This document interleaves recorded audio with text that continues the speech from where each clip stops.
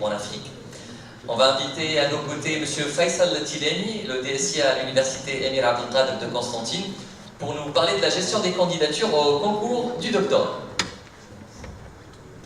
Quelques applaudissements seraient les bienvenus quand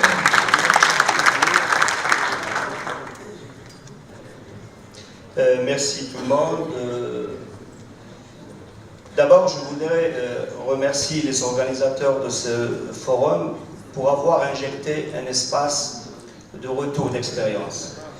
Parce qu'on a tendance à dire que nous, en tant que DSI, nous sommes en train toujours de demander plus de ressources, que ce soit des ressources matérielles ou ressources humaines. Et notre contribution, je pense que cet espace est une occasion pour montrer cette valeur ajoutée qu'on est en train de travailler sur ça et qu'on est en train de ramener chacun dans son métier. Est-ce que les DSI sont en train de ramener de la valeur ajoutée dans la croissance, chacun dans son domaine, dans son secteur? Oui, je pense. Ma contribution va montrer un petit travail qu'on avait lancé, qui a débuté il y a quand même 2 ou 3 années, en 2016 exactement, dans le secteur de l'enseignement supérieur, où nous avons été sollicités justement pour apporter une solution ou une contribution à une problématique bien définie. Il s'agissait donc de mettre en place un système ou un moteur de recherche pour la visibilité des concours de doctorat dans notre pays. Vous connaissez bien que l'Algérie est un pays qui fait 2 millions de mètres carrés. C'est un grand pays. Il y a plus de 100 universités. Il y a une densité estudiantine très répandue. Donc, il était très demandé de créer un système qui va permettre à un ingénieur ou un master de connaître les offres de formation doctorale qui sont habilitées pour l'année en cours et de là porter sa candidature. Donc, il s'agissait déjà d'un problème donc, de mettre en visibilité ces concours et en deuxième lieu, de garantir l'égalité des chances, surtout que le concours est un concours national. On a tendance, et ça c'est clair, on a tendance de favoriser dans un établissement universitaire chacun ses propres étudiants alors que le concours est national. Donc je disais qu'en 2017, nous avons été sollicités par le ministère de l'Enseignement supérieur pour régler cette problématique. On a travaillé, donc il y a chaque année, dans mon pays, il y a chaque année un arrêté qui habilite les établissements universitaires à ouvrir des concours de doctorat. Alors, le process, c'est quoi? C'est que nous essayons donc de faire entrer ces données, de remonter ces universités qui sont habilitées, pour que moi, porteur d'un diplôme d'ingénieur ou de master, je dois donc, à partir de ma filière, remonter toutes les universités habilitées pour l'année universitaire. Ça, c'était la première pierre dans un process qui va continuer ensuite. Et pour ne pas trop vous encombrer, je vais essayer donc d'enrichir cette présentation par ce portail-là, qui est actuellement en ligne. Je suis sur le site du ministère de l'Enseignement supérieur de la recherche scientifique de mon pays. Et ce portail d'accès, c'est un portail qu'on actualise chaque année après la publication de l'arrêté ministériel habilitant les établissements universitaires à ouvrir des concours. Pour vous donner une idée, nous ouvrons en moyenne 2000 concours par an. Donc en moyenne, c'est 2000 concours par an, un peu moins, un peu plus chaque année. Donc, je viens sur le site, donc les étudiants, c'est une plateforme qui a connu beaucoup de succès pour l'impact, elle est très simple, mais l'impact dans la société, le taux d'utilisation a été très important. Donc, l'étudiant qui est désireux, donc l'ingénieur ou le master désirant donc de participer à un concours, il n'a qu'à donc préciser le domaine de formation et la filière. La formation universitaire se répartit sur 14 domaines de formation. Vous avez les mathématiques, vous avez les arts, vous avez tout ce qui, les sciences de la matière, etc. Donc, juste l'étudiant, il précise son domaine de formation et sa filière, et vous avez tous les établissements universitaires habilités qui vont apparaître. Nous avons, de son côté, le ministère avait obligé les établissements universitaires, ça c'est réel, vous avez toutes les listes des universités algériennes habilitées à ouvrir un concours de doctorat lors de l'année universitaire 2018-2019 dans la filière informatique par exemple, et de là, le ministère a obligé les universités à avoir un placard publicitaire dans leur site, et vous pointez directement le placard universitaire. Là, je suis pointé sur une université qui porte donc l'annonce et tout le détail nécessaire. Donc le projet, en 2007, avait commencé avec ce projet donc, de visibilité qui a réglé beaucoup de problèmes, à savoir la visibilité de tous les concours qui s'organisent au cours de l'année universitaire dans toutes les filières de formation. L'appétit vient en mangeant. Ensuite, on est parti en 2017 pour mettre au point une plateforme qui va aller au-delà de définir ou de préciser les offres de formation. C'était une plateforme qu'on a nommée le temps Online Doc, et c'est une plateforme qu'on vise, elle vise donc à avoir un concours, l'inscription en ligne à 0 papier. L'inscription en ligne, l'étudiant donc venant donc d'avoir l'information qui concerne la formation dans un établissement précis, il va s'inscrire au concours avec 0 papier. Donc c'est une plateforme de dépôt et de traitement des candidatures des concours. Oui, inscription de dépôt et traitement de concours nationaux de doctorat, elle est réalisée en juillet 2017. Cette même plateforme a été enrichie par la suite cette année et a été adoptée définitivement par le ministère, et elle s'est déroulée pour la première fois en 2017. Le process les objectifs, c'était donc en premier lieu garantir la transparence et la traçabilité de tout le flux informationnel. C'est-à-dire que le ministère de l'Enseignement supérieur, je pense que c'est la même chose partout, veut donc avoir, sans interagir sur l'opération, avoir un œil sur tout ce qui se passe, surtout que chez nous, le nombre d'étudiants qui participent chaque année est très important. Rendre l'opération donc transparente par rapport à tous les acteurs, permettre au ministère et au directeur de formation d'avoir un regard tout le concours sur tous les territoires nationaux sans interagir sur l'opération. Donc l'objectif numéro 1, c'était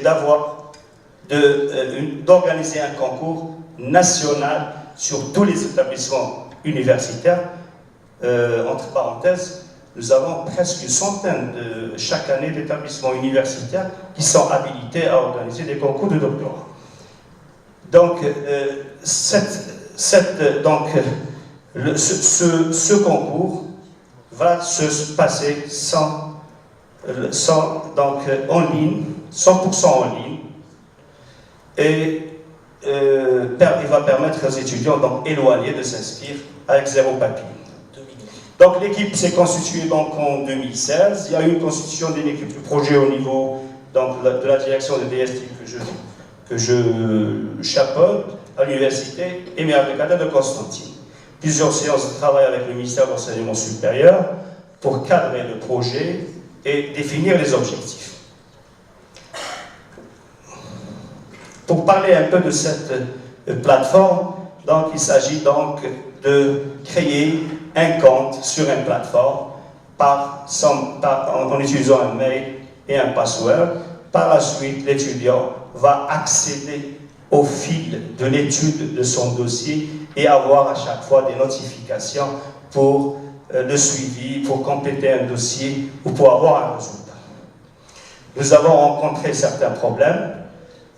Le plus important, c'était l'unicité de la candidature. C'était un problème qu'on n'arrivait pas vraiment à gérer ce problème parce que tout le monde, donc les gens n'ont pas encore cette culture de l'utilisation de ce genre de plateforme. Les gens faisaient plus d'une candidature, ils ne sont pas sûrs d'avoir vraiment reçu. On avait aussi le problème de confirmation par mail qui se posait, et par la suite on avait solutionné ça par des techniques. Il n'est pas ce qui ne rentre pas dans ce cadre, on ne va pas les exposer, mais je passe aussi il faut savoir seulement que dans cette plateforme interagissent 4 profils. Nous avons le responsable de la formation doctorale, qui est l'acteur principal, c'est lui qui va étudier donc les dossiers de candidature, et c'est lui qui va valider en ligne. Tous les acteurs travaillent sur la plateforme en ligne, c'est lui qui va donc actionner l'acceptation ou le refus avec notification donc de l'étudiant en temps réel. Nous avons aussi le ministère aussi qui possède un compte privilégié. Il n'interagit pas dans le traitement des dossiers, mais il a un regard sur tout ce qui se passe sur l'échelle nationale, sur tous les établissements habilités. Nous avons aussi l'étudiant qui, une fois il s'est inscrit dans la plateforme, avec son compte, il peut suivre le déroulement et le processus et le résultat du traitement. Donc cette plateforme, il peut donc l'étudiant visualiser en temps réel les inscriptions au concours et vérifier les dossiers. Il valide, ça c'est le responsable du CFD, donc il refuse une candidature en juste un motif. Nous avons l'administration, il peut en cas de besoin notifier un candidat au concours de doctorat pour lui annoncer soit candidature refusée pour raison 2, ou éventuellement lui demander un complément de dossier.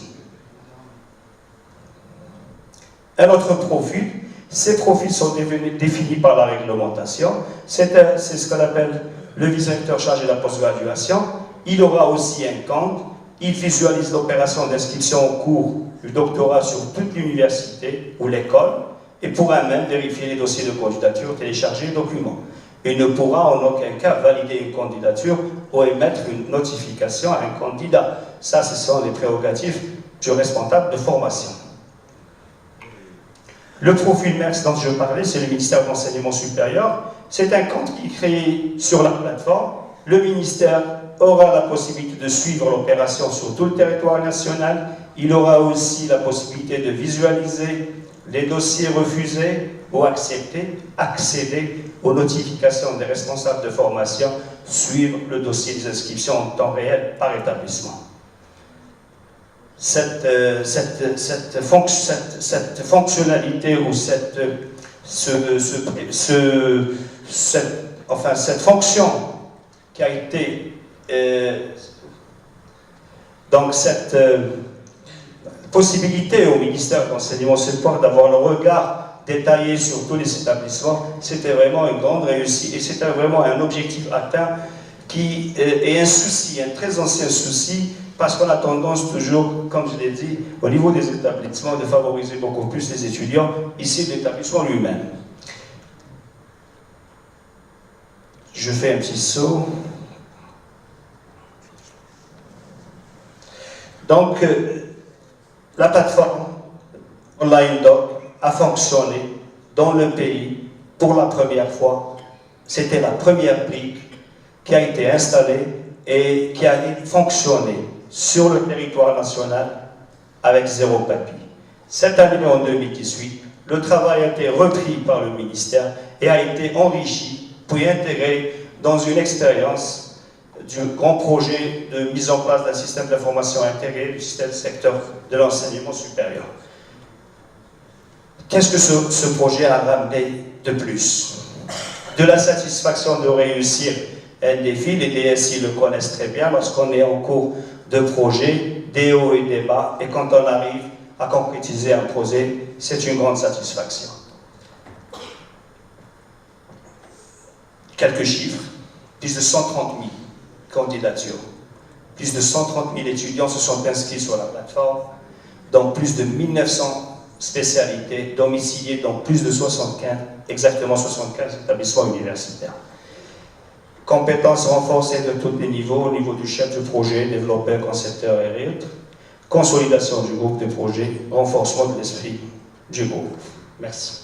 On remercie M. Faisal Tilani d'avoir partagé son expérience avec nous. Alors, je ne sais pas s'il y a une question, vous restez à nos côtés. Oui, quand même, non, on ne va pas faire en question.